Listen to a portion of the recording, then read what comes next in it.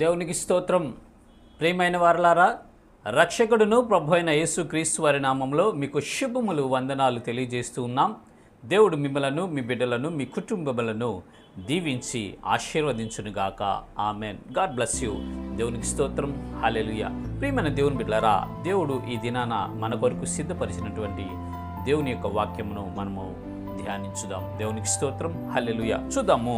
యెషయా ప్రవచన గ్రంథము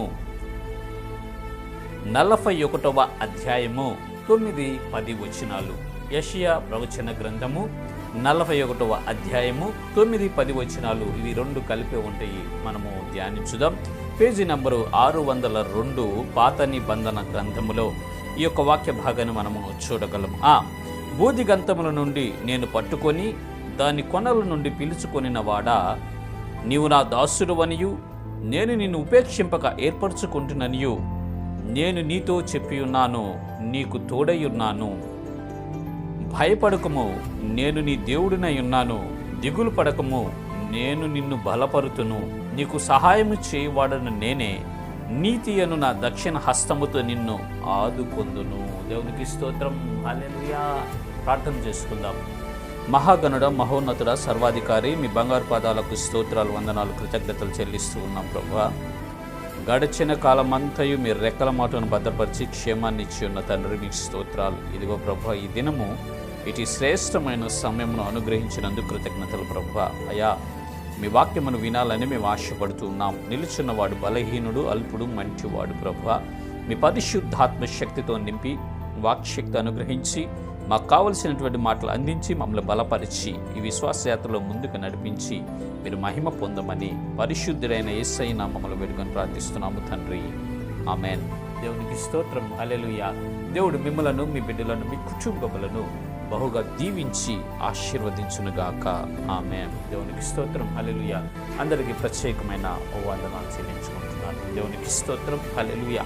ప్రియమైన దేవుని బిడ్డలారా, చదువుబడినటువంటి వాక్య భాగాన్ని మనం ఒకసారి గమనించినట్లయితే, దేవాది దేవుడు తన ప్రవక్త ద్వారా మాట్లాడుతూ ఉన్నాడు. ఇశ్రాయేలుతో మాట్లాడుతున్నాడు, యాకోబుతో మాట్లాడుతున్నాడు. ఆయనకు ఒక వాగ్దానము చేస్తూ ఉన్నట్లుగా మనం చూస్తాం. ఆ చదువుబడిన వాక్యంలో మనము గమనిస్తే, మొదట దేవుడు అతనిని పిలుచుకున్నాడంటండి. మొదటగా దేవుడు ఆయనను పిలుచుకున్నాడంట. రెండవదిగా ఆయనను ఏర్పాటు చేసుకున్నాడంట. మొదటిగా దేవుడు యాకోబుని పిలుచుకున్నాడు, యాకోబుని ఏర్పాటు చేసుకున్నాడు. ఆ తర్వాత ఆ యాకోబుకి దేవుడై ఉన్నాడంట. దేవుడే యాకోబుకి దేవుడై ఉన్నాడు. నాలుగవదిగా మనము చూసినట్లయితే, నేను నిన్ను బలపరుతును అంటున్నాడు. బలపరిచే దేవుడిగా నేనున్నాను అని చెప్తున్నాడు. 5వ పాయింట్ మనం గమనిస్తే, నీకు సహాయం చేయవాడను నేనే అని దేవుడు సెలవిస్తున్నాడు. మొదట పిలిచాడు, 2 ఏర్పాటు చేసుకున్నాడు, 3 దేవుడై ఉన్నాడు, 4 బలపరచువాడై ఉన్నాడు, 5 సహాయం చేస్తానని చెప్తున్నాడు. 6 మనం చూసినట్లయితే, నేను నిన్ను ఆదుకుంటాను అని దేవుడు యాకోబుకి వాగ్దానం చేస్తున్నాడండి. ఒక యాకోబు అంటే ఒక యాకోబు అనే కాదండి. వ్యక్తిగతంగా యాకోబు వస్తాడు. ఆ తర్వాత యాకోబుకు పుట్టినటువంటి పిల్లలందరూ, యాకోబు సంతానం అంతా, ఇశ్రాయేలీలందరూ యాకోబు సంతానమే. యాకోబు పేరుని దేవుడు ఇశ్రాయేలుగా మార్చివేసాడు. ఆ ఇశ్రాయేలుకు పుట్టిన వారందరూ ఇశ్రాయేలీలుగా మనము చూడగలం పరిశుద్ధ గ్రంథంలో. ఈనాడు ఇశ్రాయేల్ దేశంలో ఉన్నటువంటి పౌరులందరూ, యూదులందరూ, ఇశ్రాయేలీలందరూ యాకోబుకు పుట్టినటువంటి సంతానమేనండి. యాకోబు కుమారులు వాళ్ళందరూ ఇశ్రాయేలీలుగా మార్చబడి ఉన్నారు. దేవుడే ఆ పేరు మార్చాడు. ఎందుకంటే మొదట దేవుడు పిలిచాడు యాకోబుని, ఆ తర్వాత ఏర్పాటు చేసుకున్నాడు, ఆ తర్వాత దేవుడై ఉన్నాడు, ఆ తర్వాత ఆయన బలపరుచుతున్నాడు, ఆ తర్వాత ఆయనకి సహాయం చేస్తున్నాడు, ఆ తర్వాత ఆదుకుంటాను అని ఆయన వాగ్దానం చేసి ఉన్నాడు. ప్రియమైన దేవుని బిడ్డలారా, దేవుడు ఈనాడు మనందరినీ పిలుస్తున్నాడు. మత్తయి సువార్త 11వ అధ్యాయము 28వ వచనం మనం చూసినట్లయితే, అక్కడ యేసుక్రీస్తు ప్రభుల వారు ఈ రీతిగా మాట్లాడుచూ ఉన్నారు. ప్రయాసపడి భారం మోసుకొనుచున్న సమస్త జనులరా, నా యొద్దకు రండి, నేను మీకు విశ్రాంతి కలుగజేతును. దేవునికి స్తోత్రం. హల్లెలూయా.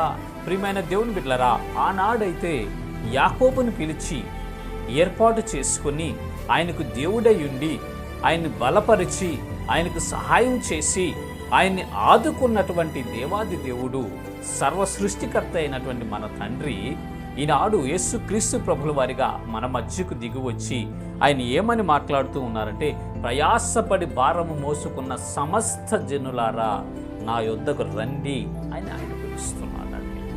ప్రయాసపడి భారం మోసుకొనుచున్న సమస్త జనులారా నా వద్దకు రండి, నేను మీకు విశ్రాంతిని కలిగిస్తాను అని ఆయన వాగ్దానం చేస్తున్నాడు. ప్రియమైనటువంటి దేవుని ప్రజలారా, ప్రతి మనిషిని పిలుస్తున్నాడు. ఈ ప్రపంచంలో, ఈ భూలోకంలో ఏ దేశంలో నివసిస్తున్నా సరే, ఏ ప్రాంతంలో నివసిస్తున్నా సరే, ఏ జాతి అయినా సరే, ఏ వర్గమైనా సరే, ఏ వర్ణమైనా సరే, ఏ భాష మాట్లాడే ప్రజలైనా సరే, ఆ మనుష్యులు అనబడితే వారందరినీ యేసుక్రీస్తు ప్రభుల వారు పిలుస్తున్నాడు. Jesus calls the people.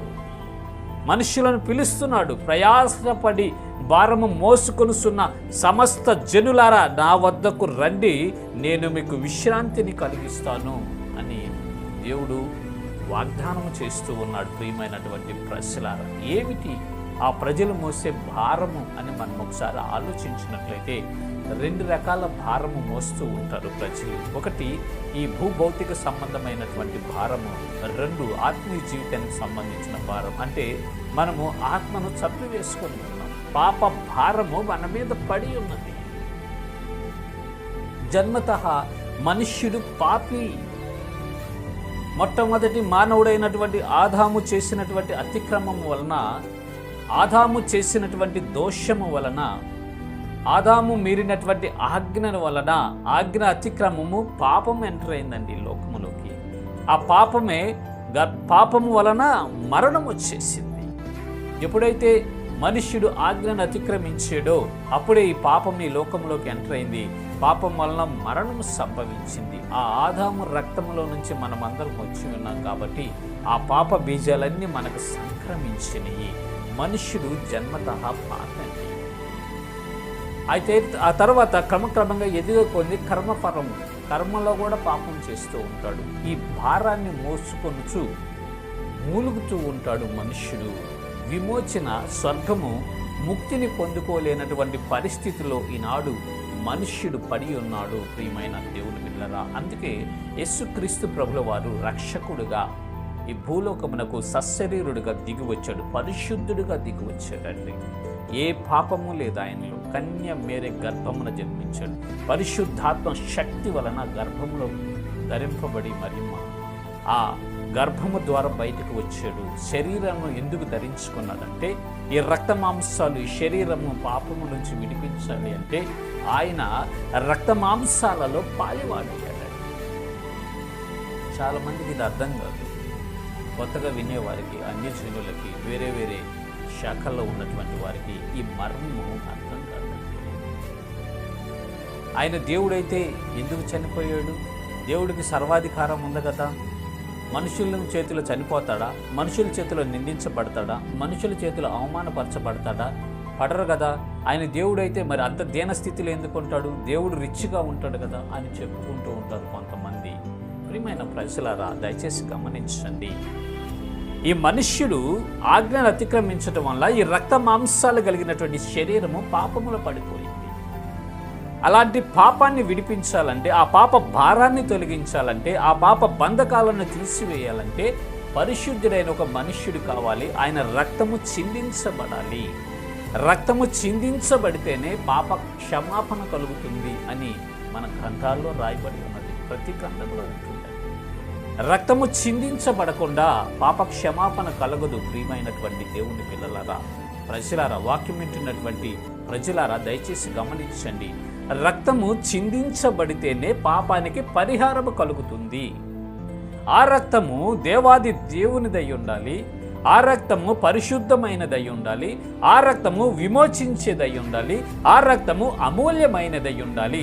ఆ రక్తము వలనే మనుషులు విడిపించబడి ముక్తిని పొందుకోవాలి. అలాంటి శక్తివంతమైన ఒక రక్తము కావాలి. స్వచ్ఛంగా ఇచ్చినదై ఉండాలి, దానపూర్వకముగా. అలాంటి రక్తము వలనే మనిషిని యొక్క భారము, ఈ పాప భారము తొలగిపోతుంది అని గ్రంథాల్లో గ్రంథస్థం చేయబడి ఉన్నది. తర్వాత మీరు చదువుకోండి గ్రంథాలు చదవకుండా, ఆధ్యాత్మిక చింతనలోకి వెళ్లకుండా, ఎవరో ఏదో చెప్పారని ఆలోచించుకొని, ఉద్రేకాన్ని పెంచుకొని, ఆవేశపడి మేము చేసేదే కరెక్ట్ అని మీరు అనుకుంటే అది చివరికి మీకే నష్టాన్ని కలుగు చేస్తుంది. ప్రియమైనటువంటి సహోదరులారా, దయచేసి గమనించండి. మనము ఏ పని చేసినా దాని ఫలితాన్ని మనం పొందుకోవాలండి. మనము ఏమి విత్తుతామో ఆ పంటే కోస్తాం. మనము ఏమి విత్తుతామో ఆ పంటే కోస్తాం. మనం ఏదైతే చేస్తామో అదే మన నెత్తి మీదకి వస్తుంది. మనం ఇతరులకు కీడు చేస్తే ఆ కీడు మన నెత్తి మీదకి వస్తుంది. మనం ఇతరులకు మేలు చేస్తే ఆ మేలు మనకు కలుగుతుంది. మనం ఇతరులకు సహాయపడితే అద్భుతకరమైన సహాయం దేవుని ద్వారా మనకు దొరుకుతుంది. మనము ఏ క్రియలు చేస్తామో ఆ క్రియలే మనకి చెయ్యబడతాయి. ప్రియమైన ప్రజలారా, దయచేసి గమనించండి. ప్రపంచ జనులారా, ఎదుటి వ్యక్తులతో, తోటి మనుష్యులతో మీరు ఎలా ప్రవర్తిస్తూ ఉన్నారో, ఎలా మాట్లాడుతూ ఉన్నారో, వారికి ఏ విధంగా మీరు చేస్తూ ఉన్నారో అదే నీ నెత్తి మీదకు వస్తుంది. ప్రియమైనటువంటి ప్రజలారా, దయచేసి గమనించండి. మేలు చేస్తే మేలు కలుగుతుంది. మీరు సహాయం చేస్తే మీకు సహాయం కలుగుతుంది. ఈ మనుష్యులందరూ భారాన్ని మోసుకుంటూ వెళ్తున్నారండి. ఈ మనుష్యులందరూ భారములో మూలుగుతూ ఉన్నారండి. ఈ మనుష్యులందరూ ఆ భారము చేత కొట్టబడి అలసిపోయి స్వర్గాన్ని చేరుకోలేకపోతున్నారు.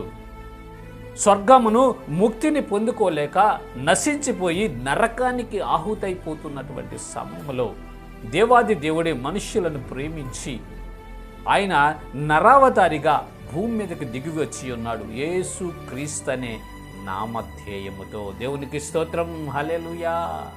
ఈ ప్రయాసపడి మనము భారము మోసుకుంటూ ఉన్నాము కదా, ఈ శరీరంలో, ఈ భూలోకంలో, ఈ భౌతిక సంబంధమైన వాటి విషయంలో కావచ్చు, మన శరీర కార్యాల విషయంలో కావచ్చు, అన్ని రకాలుగా మనము భారము మోసుకుంటూ మూలుగుతూ ఉన్నాం. ఇక్కడ ఇలాంటి చచ్చిన స్థితిలో ఉన్న మనలను, ఇలాంటి నరకప్రాయాలుగా ఉన్నటువంటి మనలను విడిపించటానికి ఆయన వచ్చి ఉన్నాడు.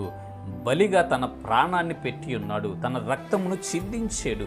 అమూల్యమైన, పరిశుద్ధమైన, పవిత్రమైనటువంటి ఆయన రక్తము ద్వారానే మనకు విమోచనము కలుగుతుంది. ప్రియమైన దేవుని బిడ్డలారా, అందుకే ఆయన పిలుస్తున్నాడు. ఆయన ప్రాణం పెట్టక ముందు ఆయన పిలుస్తున్నటువంటి మాట ఏంటంటే, ప్రయాసపడి భారము మోసుకున్న సమస్త జనులారా నా వద్దకు రండి, నేను మీకు విశ్రాంతిని కలిగిస్తాను అని వాగ్దానం చేస్తూ ఉన్నాడు రక్షకుడైన యేసు ప్రభు. దేవునికి స్తోత్రం, హల్లెలూయా. ఓ ప్రజలారా, ఓ సహోదరి, సహోదరుడా, నీ జీవితంలో విశ్రాంతి లేక, నీ జీవితంలో నెమ్మది లేక, నీ జీవితంలో ప్రశాంతత లేక వేధించబడుతున్నావా? ఇబ్బందులు పడుచూ ఉన్నావా? మానసికంగా కృంగిపోయి ఉన్నావా? డిప్రెషన్కు లోనై ఉన్నావా? నీకు సంభవించినటువంటి పరిస్థితులు, నీ చుట్టూ ఉన్నటువంటి పరిస్థితులు, నీకు కలిగినటువంటి ఉపద్రవములు, నీకు సంభవిస్తున్నటువంటి ఆ పరిస్థితుల వలన నీవు నెమ్మది లేనటువంటి స్థితిలో ఉన్నావా? విశ్రాంతి దొరకని స్థితిలో నీవు కొట్టుమిట్టాడుతూ ఉన్నావా? ప్రియమైన సహోదరి, సహోదరుడా, అయితే నా రక్షకుడు, నా ప్రభు అయిన యేసు ప్రభు వారు మిమ్మల్ని పిలుస్తున్నాడు. ఇది నాన్న యేసయ్య మిమ్మల్ని పిలుస్తున్నాడు. యేసయ్య మిమ్మల్ని పిలుస్తున్నాడు. ప్రయాసపడి భారం మోసుకున్న సమస్త జనులారా నా వద్దకు రండి, నేను మీకు విశ్రాంతిని కలిగిస్తాను అని యేసు ప్రభు వారు సెలవిస్తున్నాడు. ప్రియమైన సహోదరి, సహోదరుడా, ఇప్పటి వరకు నీవు అనేకమైనవి ఆచరించేవా? అనేక పద్ధతులు నువ్వు పాటించేవా? ఎక్కడనో నీ మనస్సుకు నెమ్మది దొరక్క, నీ ఆత్మకు రక్షణ దొరక్క, నీకు విశ్రాంతి దొరక్క వేసారిపోయి ఉన్నావా? చింతిస్తూ ఉన్నావా? అయితే ప్రియమైన సహోదరుడా, సహోదరి, యేసు నిన్ను పిలుచుచున్నాడు. దేవునికి స్తోత్రం, హల్లెలూయా. ఎందుకంటే నీకు విశ్రాంతినివ్వటానికి ఆయన నిన్ను పిలుచుకుంటున్నాడు. ప్రియమైన ప్రజలారా, దయచేసి వినండి, యేసయ్య మాట వినండి, మీ ఆత్మను రక్షించుకునండి. ఈ పాప భారము, ఈ భారము భయంకరమైనది. ఇది మనము తొలగించుకోలేమండి, ఇది మనము తీసేసుకోలేము. ఈ భారాన్ని మనము తొలగించుకోవటం మన వలన కాదు, ఇది అసాధ్యం మనకి. ఈ పాప భారాన్ని తీసివేయాలంటే పరిశుద్ధుడైన దేవుడు మాత్రమే దీన్ని తీసేయగలడు. ప్రియమైనటువంటి ప్రజలారా, దయచేసి గమనించండి, ఒకసారి పరిశీలించండి, గ్రంథాలన్నిటినీ పరిశీలించండి. ఏది నిజమో, ఏది సత్యమో, ఏది అబద్ధమో మీరు ఒకసారి కనుగొనండి. ఎవరో ఏదో చెప్పారు, మా పూర్వీకులు పాటిస్తున్నారు, మా పెద్దలు నడుస్తున్నారు అని మీరు గుడ్డిగా వెళ్ళిపోతే ఆ తర్వాత నష్టపోయేది మీరే ప్రజలారా. మరణించిన తర్వాత అప్పుడు తీర్పు జరుగుతుంది. మీరు మంచి క్రియలు చేస్తే మంచి ఫలితం ఉంటుంది, చెడ్డ క్రియలు చేస్తే చెడ్డ ఫలితం ఇస్తాడు దేవుడు. మనమందరము శరీరులందరూ క్రీస్తు న్యాయపీఠం ఎదుట ఒకానొక దినమున ప్రత్యక్షం కావాలి.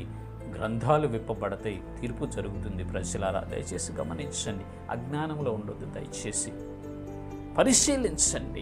పరిశీలించండి. ఒక షాపింగ్ మాల్కి వెళ్ళి 2-3 సంవత్సరాలు ఉండే బట్టలు కొనుక్కోవటానికి మనం ఎంతగానో పరిశీలిస్తాం, ఎన్నో మోడల్స్ చూస్తాం, కంపెనీ బ్రాండ్లను బట్టి కొనుక్కుంటాం. మనకు కావాల్సిన ప్రతి వస్తువును బ్రాండ్స్ని బట్టి, రివ్యూస్ని బట్టి, కామెంట్స్ని బట్టి, అక్కడున్న నాణ్యతను బట్టి చూసుకొని ఎంతగానో పరిశీలిస్తాం కదా. మరి మన ఆత్మను గురించిన పరిశీలన ఎందుకని చేయలేకపోతూ ఉన్నాం? ప్రియమైన దేవుని పిల్లలారా దయచేసి గమనించండి. మీ ఆత్మను గురించిన పరిశీలన మీరు చేయండి. మీ ఆత్మను గురించిన చింతన మీరు కలిగి ఉండండి. ఈ భౌతిక సంబంధమైన వాటన్నిటికంటే అతి ప్రాముఖ్యమైనది నీ ఆత్మ. మనము కదులుతున్నామంటే, మనం మాట్లాడుతున్నామంటే, మన పనులు మనము చేసుకుంటూ ఉన్నామంటే మూడింటి కలయికండి. మనము పైకి కనిపించే శరీరము, ఈ శరీరము లోపల ప్రాణం ఉన్నది, ఈ శరీరంలోనే ఆత్మ కూడా ఉన్నదండి. మూడింటి కలయిక. మన ప్రాణం పోయిందంటే శరీరం మంటిపాలైపోతుంది. మరి మన ఆత్మ పరిస్థితి ఏంటి? ఒకసారి ఆలోచించండి. మన ఆత్మ పరిస్థితి ఏంటి? మీ ఆత్మ పరిస్థితి ఏంటి? ఎక్కడికి వెళ్తుంది అది? మీ ఆత్మ ఎక్కడికి వెళ్తుంది? ప్రియమైన ప్రజలారా, 2 చోట్లకు మాత్రమే వెళ్తుంది. ఒకటి స్వర్గంలోకి వెళ్ళిద్ది, లేదా నరకంలోకి వెళ్ళిద్ది. లేదా నరకంలోకి వెళ్ళిద్ది. ఈ 2 చోట్ల మాత్రమే మన ఆత్మ ఉంటుంది. మన ఆత్మకు చావు లేదండి. మన ఆత్మ యుగయుగాలు జీవిస్తుంది.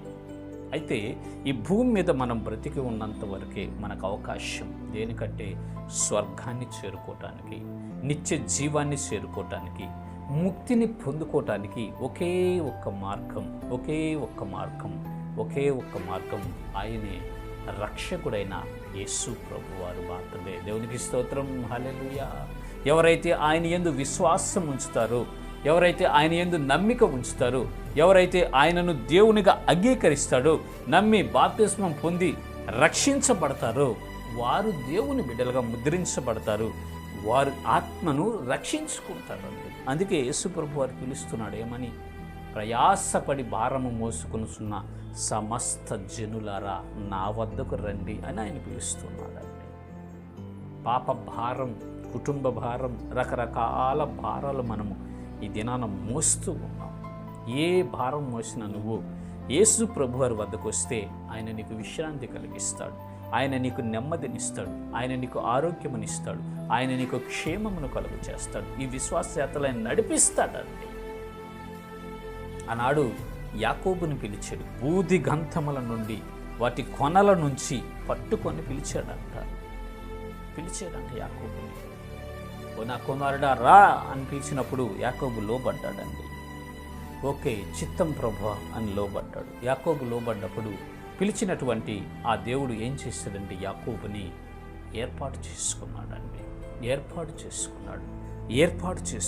ఎందుకు ఏర్పాటు చేసుకున్నాడంటే తన స్వకీయ సంపాద్యమైనటువంటి జనముగా, తన స్వకీయ సంపాద్యమైనటువంటి ప్రజలుగా దేవుడు యాకోబుని ఏర్పాటు చేసుకున్నాడు. తనకు ఇష్టమైనటువంటి బిడ్డలుగా, తన ప్రజలుగా దేవుడు యాకోబుని, అతని సంతానమును ఏర్పాటు చేసుకున్నాడు. ప్రియమైనటువంటి దేవుని పిల్లలాగా ఎందుకు ఏర్పాటు చేసుకున్నాడంటే ఆయన పిలిచినప్పుడు ఈ యాకోబు వచ్చాడండి. ఆయన పిలిచినప్పుడు ఈ యాకోబు వచ్చి ఉన్నాడు కాబట్టి అతనిని ఏర్పాటు చేసుకుని ఉన్నాడు. ప్రియమైన దేవుని పిల్లలారా, మరి మీ పరిస్థితి ఏంటి? యేసయ్య మిమ్మల్ని పిలుస్తున్నాడు. ప్రయాసపడి భారం మోసుకున్న సమస్త ప్రజలారా నా వద్దకు రండి అంటున్నారు. మీరు వస్తే ఆయన మిమ్మల్ని ఏర్పాటు చేసుకుంటాడు. మీరు వస్తే ఆయన మిమ్మల్ని ఏర్పాటు చేసుకుని పరలోక రాజ్యానికి హక్కుదారులుగా చేస్తాడండి. దేవుని బిడ్డలుగా చేస్తాడు.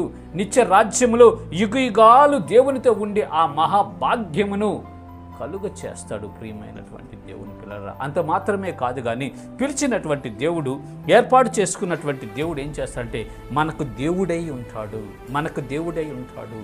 మునుపు మనమందరము దేవుని లేని వారమే.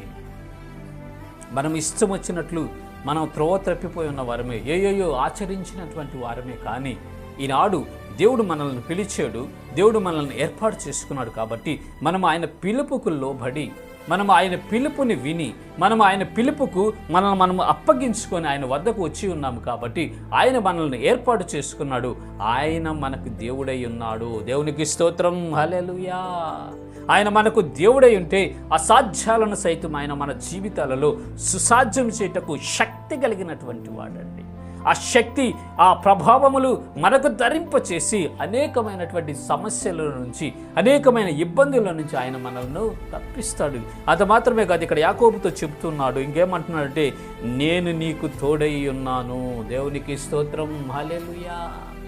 ఎవరైతే దేవుడు పిలిచినప్పుడు వస్తాడో, దేవుడు పిలిచినప్పుడు వస్తారో ఆయనను ఏర్పాటు చేసుకుంటాడు, వారికి దేవుడై ఉంటాడు. అంత మాత్రమే కాదు కానీ వారికి తోడై ఉంటాడు. దేవునికి స్తోత్రం, హల్లెలూయా.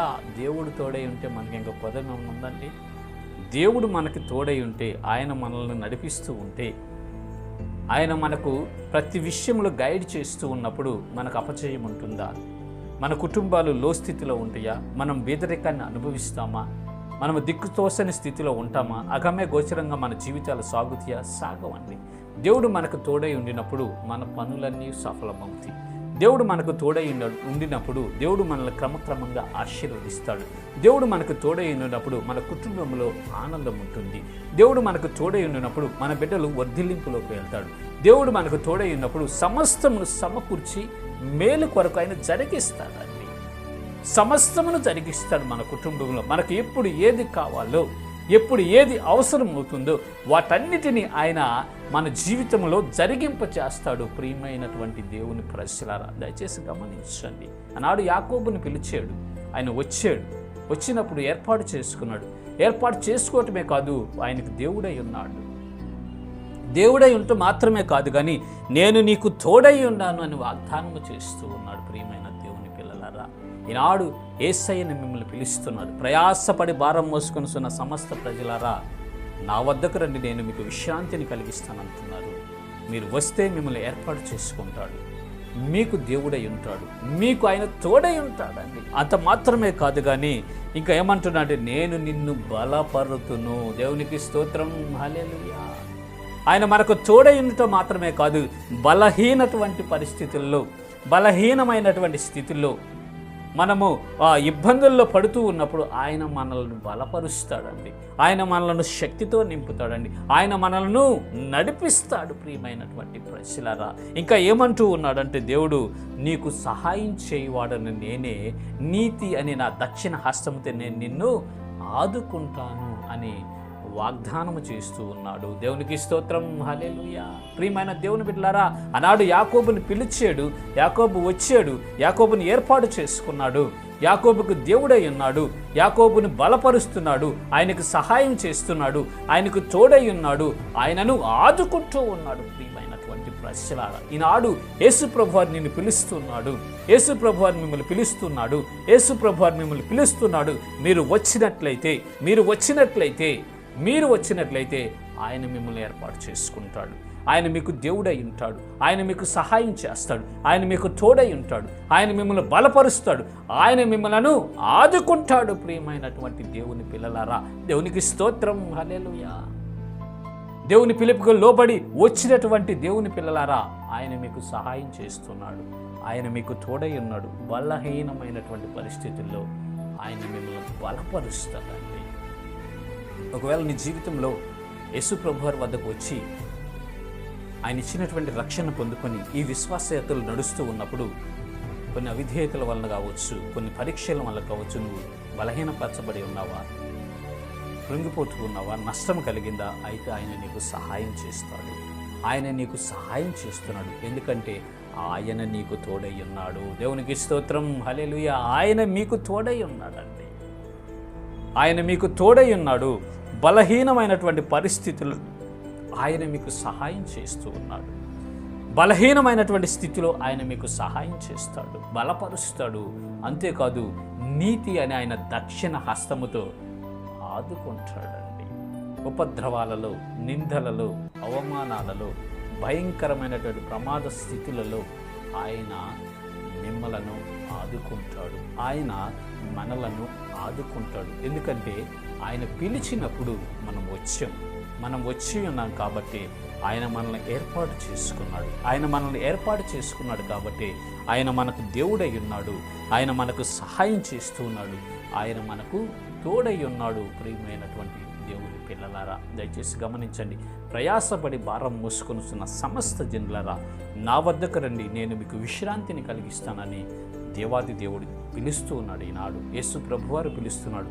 ఆనాడు యాకోబుని పిలిచాడు, ఏర్పాటు చేసుకున్నాడు, దేవుడై ఉన్నాడు, సహాయం చేశాడు, బలపరుస్తున్నాడు, ఆదుకుంటున్నాడు. ఈనాడు మనల్ని కూడా సహాయం చేయబోతున్నాడు, ఆదుకుంటున్నాడు, బలపరుస్తూ ఉన్నాడు. ప్రియమైనటువంటి దేవుని బిడ్డలారా, ఈ యాకోబు వచ్చిన తర్వాత ఏ విధంగా ఆయన జీవించాడు?